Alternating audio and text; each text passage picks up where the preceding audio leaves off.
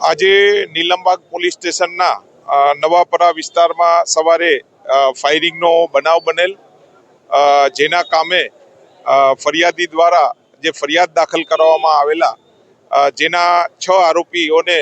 Police દ્વારા અટક કરવામાં આવેલા અને આજે અહીંયા 2 આરોપી વલી અને હબીબ હોવાની શક્યતાને અનુસંધાને માનનીય એસપી સાહેબની સીધી દેખરેખ હેઠળ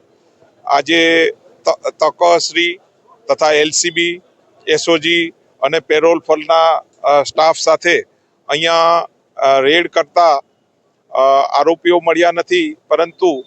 અહીંયા 50 જેટલા જીવતા કારતીસ,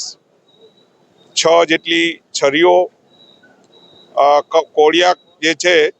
તેના હરણના જે 4 સિંગ તથા પોકેટ મંકી અને પ્રોહિબિશનની એક ઇંગ્લિશની બોટલ અત્રે મળેલી છે. આ કામે પંચનામું કરી આ કામના જે આરોપીઓ જે છે તેને પોલીસ દ્વારા હસ્તગત કરેલા છે અને આગળની કાર્યવાહી જે છે એ જુદી જુદી એજન્સી દ્વારા કરવામાં આવનાર છે.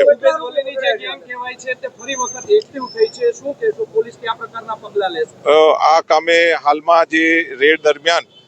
જે જીવતા કારતીસ જે છે તે મળેલા છે, તો તેના કામે જે આર્મ્સ એક્ટ હેઠળ ગુનો નોંધવામાં આવશે અને આ ક્યાંથી લાવ્યા, એની પરમિશન છે કે નહીં, એ બાબતે ઊંડી તપાસ હાથ ધરવામાં જે છે આજે 2 આરોપીઓને પોલીસ દ્વારા અટક કરવામાં આવેલા છે. હા, એ જે અત્યારે હાલમાં જે છે એ જીવતા કારતીસ છે,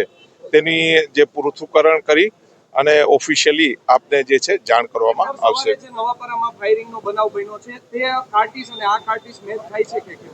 ના, એના જે ગ્રુવ્સ છે એ અલગ છે અને આ જે ગ્રુવ્સ બી અલગ છે. બિલકુલ, આજે જે છે જુદી જુદી જગ્યાએ માનનીય એસપી સાહેબની સીધી દેખરેખ હેઠળ જુદી જુદી જગ્યાએ કોમ્બિંગની કાર્યવાહી હાલમાં બી ચાલુ છે અને આ કામે જે 2 નાસ્તા ફરતા આરોપી જે છે એને વહેલી તકે પોલીસ દ્વારા અટક કરવામાં આવશે. બિલકુલ, જુદી જુદી જગ્યાએ જે છે પોલીસ દ્વારા કોમ્બિંગ કરવામાં હાલમાં ચાલુ છે અને જો આવા હથિયાર ગેરકાયદેસર હથિયાર મળી આવશે તો પોલીસ દ્વારા ગુનો નોંધવામાં આવશે. નહીં, ગુજસીટોક જે છે તે આ જે છે ગુનાઓ જો એના વિરુદ્ધ આ રીતની હોય તો એ વન ટાઈપ ઓફ એક સિન્ડિકેટનો ગુનો છે, તો એ બી જો હોય તો એ બી પોલીસ